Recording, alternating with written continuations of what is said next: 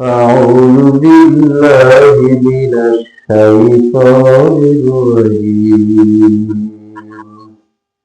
بسم الله الرحمن الرحيم.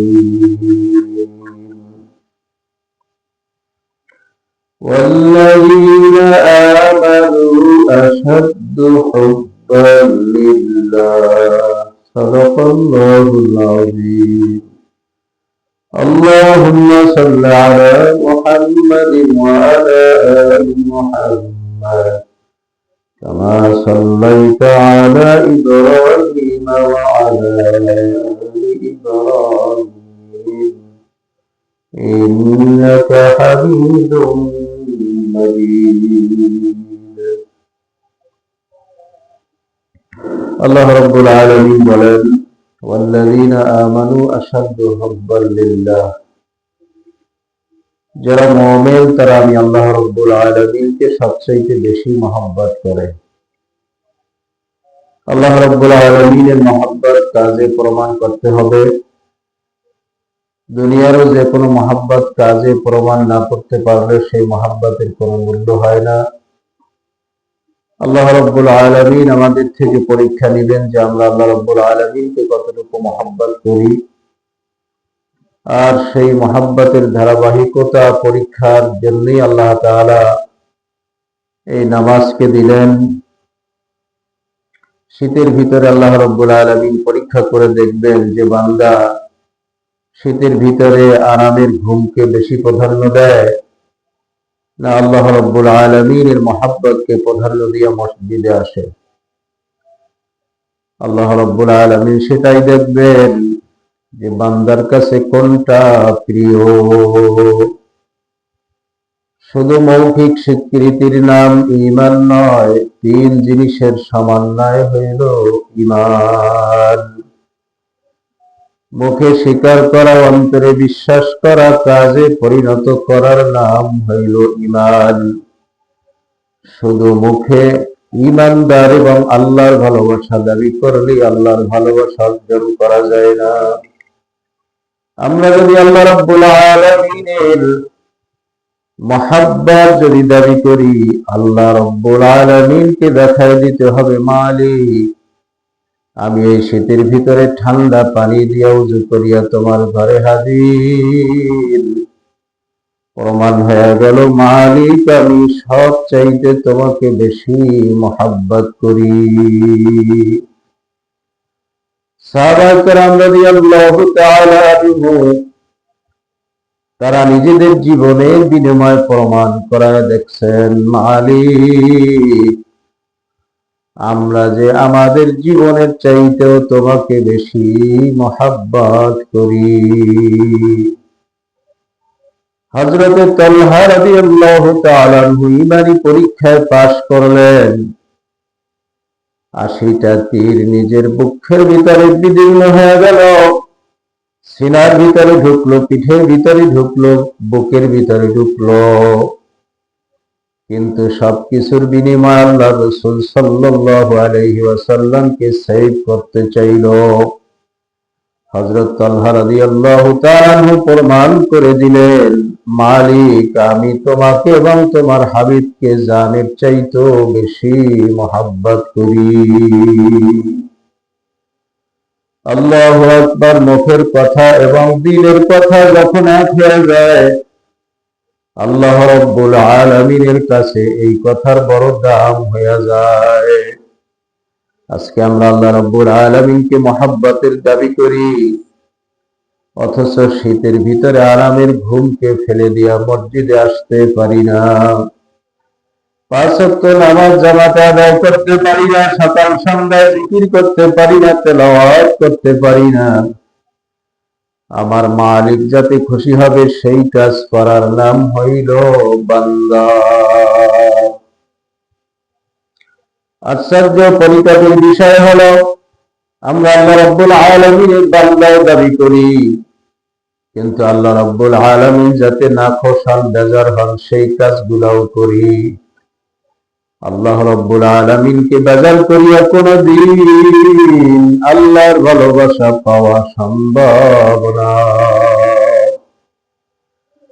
দুনিয়ার একজন মানুষ আর একজন মানুষকে যখন মহব্বত করে, তখন একজন চায় আর একজনের মন জয় করার জন্য। ভালোবাসা হয় কিন্তু মন জয় করার মাধ্যমে।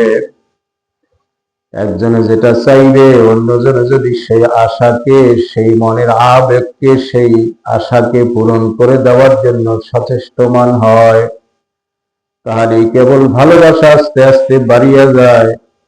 আর মনের বিরুদ্ধে কাজ করলে দেখা যায় আস্তে আস্তে ভালোবাসা কমিয়া যায়। আল্লাহ রাব্বুল আলামিনকে আমরা কোনোদিন দেখি নাই, এই দুনিয়াতে দেখাও সম্ভব না। আল্লাহ রাব্বুল আলামিনের সাথে আমাদের সাথে ভালোবাসা কেমনে হবে, আল্লাহ রাব্বুল আলামিন সিস্টেম বাতায়া দিয়েছেন। আল্লাহ রাব্বুল আলামিন বলেন, কুল ইন কুনতুম তুহিব্বুনাল্লাহ ফাত্তাবিউনি ইউহিব্বুকুমুল্লাহ।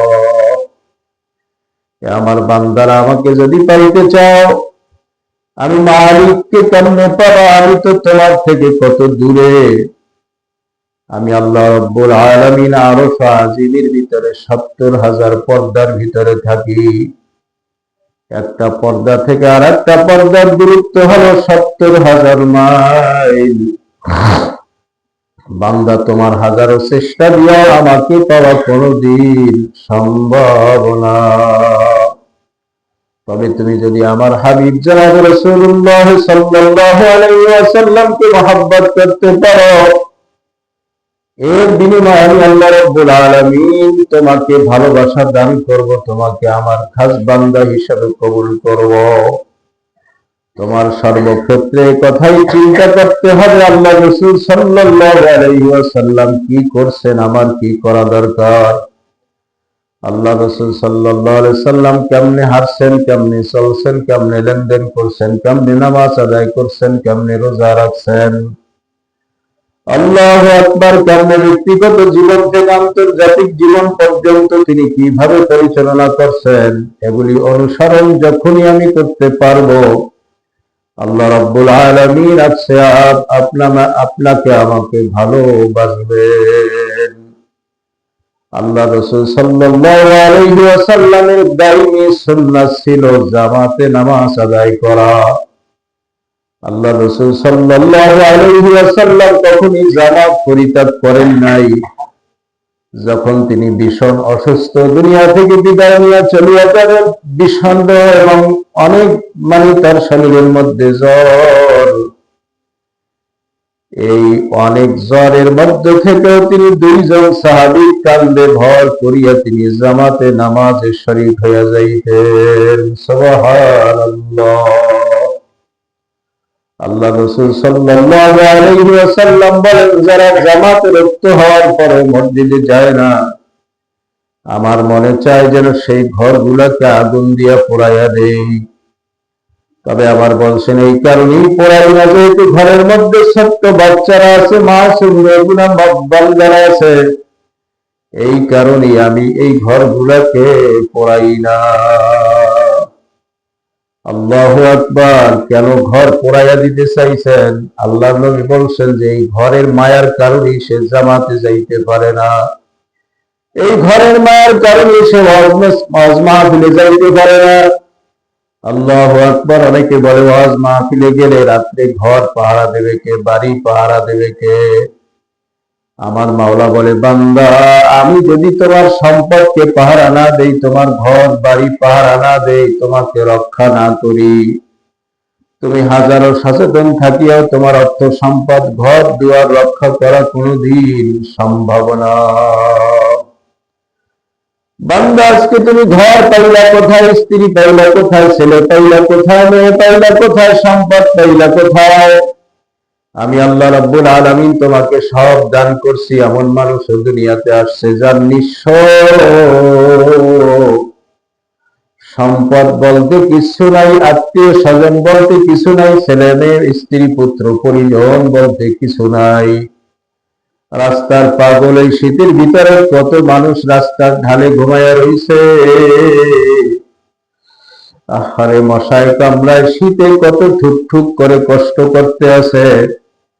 বান্দা আমি চাইলে রাস্তার পাগল তোকে বানায়া দিতে পারতাম, কিন্তু তোর ব্রেনটাকে সুন্দর রাখি আজকে সুচারুরূপে সমাজের ভিতরে চলাফেরা করার তৌফিক দিলাম, মান দিলাম, সম্মান দিলাম, ইজ্জত দিলাম, লেখাপড়া করার তৌফিক দান করলাম, মানুষের সমাজের মধ্যে তোকে বড় করে বুক ফুলাইয়া চলার তৌফিক দিলাম। বান্দা ধরাকে সরা মনে করিও না, সব কিছু দেওয়ার পরেও আমি আল্লাহ চাইলে তোমার থেকে মুহূর্তের ভিতরে সমস্ত নেয়ামত কারিয়ে নিতে পারি। এই জন্য সবকিছু পাইয়া নিজে মালিক হয়ে যাবে না। তুমি কিন্তু মালিক না, তুমি তোমার স্ত্রীর মালিক না, ছেলের মালিক না, মেয়ের মালিক না, সম্পদের মালিক না, বাড়ির মালিক না, গাড়ির মালিক না। যেহেতু মালিক আমি, চাইলে এই মালিক তোমার থেকে সবকিছু ছিনাইয়া নিতে পারি। এই জন্য তুমি না শুকরিয়া করিও না, শুকরিয়া করি আমি মালিকের সামনে তুমি মাথা নত করিয়া দাও, আর আমার হুকুমগুলি মানার জন্য তুমি পাগল হইয়া যাও। আল্লাহু আকবার। দুনিয়াতে কোন বন্ধুকে যখন ডাকে তখন ওই বন্ধু পাগলের মতো অন্য বন্ধুর কাছে ছুটিয়া যায়, কারণ সে মনে করে এই বন্ধুর কথা যদি না শুনি বন্ধু বেজার হয়ে যাবে। আল্লাহ রাব্বুল আলামিনের সাথে আমাদের একটা বন্ধুত্ব ভাব করা চাই। আমার মালিক যখন আমাকে নামাজের জন্য ডাকবে, দুনিয়ার সব কাজ ছোট, আমার মালিকের কাজ বড়। দিলের ভিতরে হিম্মত তৈরি করা। আজকে এই শীতের ভিতরে ঠান্ডা পানি দিয়ে উজু করিয়া কত বৃদ্ধ মানুষ মসজিদে হাজির, যারা ঠিক মতো হাঁটতে পারে না, শরীর কাঁপায়, একটু হাঁটলে ক্লান্ত হইয়া যায়। আল্লাহু আকবার। এই মানুষগুলা কিন্তু মসজিদে সবার আগে হাজির। হিম্মত তৈরি করাই বৃদ্ধ মানুষটা যদি এই শীতের ভিতরে হাঁটিয়া হাঁটিয়া মসজিদে যাইতে পারে, আমি জোয়ান, আমি যুবক, আমার কি হইল? অবশ্যই আমাকে শয়তানে ধরছে। আল্লাহ রাব্বুল আলামিন বলেন, ইন্নাহু লাকুম আদুউম মুবিন। শয়তান হলো তোমার প্রকাশ্য দুশমন।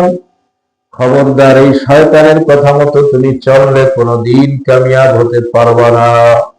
দুনিয়াতে কোনো বুদ্ধিমান শত্রুর কথা মতো চলে না, শত্রুর সাথে চলে না, শত্রুর পরামর্শ মানিয়ে নেয় না, কারণ জানে শত্রু যা আমাকে বলবে তার ভিতরে কোনো কল্যাণ নাই, শুধু ক্ষতি আর ক্ষতি। আমার মাওলা ঠিক সাফ সাফ জানায় দিয়েছে, খবরদার, এই দুনিয়াতে সবচাইতে বড় শত্রু হইল তোমার শয়তান। এই শয়তান আজকে ঘুমের ভিতরে মজা লাগাই দিয়া বলবে, আহারে, এত শীতের ভিতরে কি মসজিদে যাওয়া যায় নাকি? এত শীতের ভিতরে ঠান্ডা পানি দিয়ে ওযু করা যায় নাকি? আল্লাহু আকবার। বিভিন্ন অজুহাত তোমার সামনে দাঁড় করবে, কিন্তু জিহাদ করিয়া সকল এই পরামর্শকে ধুলার সাথে মিশাই দিয়া মসজিদে হাজির হইয়া যাইতে হইবে। কারণ আমার মাওলা জানাই দিছে, হে বান্দা, শয়তান তোমার বন্ধু না, শয়তান হলো তোমার শত্রু। আজকে মাওলাকে বন্ধু বানাবার পরিবর্তে শয়তানকে বন্ধু বানায় নিছে।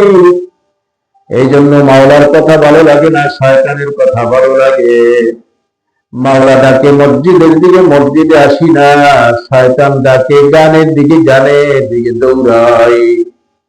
আজকে আমার মাওলা আমার কল্যাণের জন্য ডাকে জিকিরের দিকে, জিকিরে না আসিয়া শয়তান আমাদেরকে নিয়ে যায় খারাপ বন্ধু বান্ধবদের সাথে, যারা মদ খায়, জুয়া খেলে, বিভিন্ন গুনার আড্ডায় লিপ্ত হয়।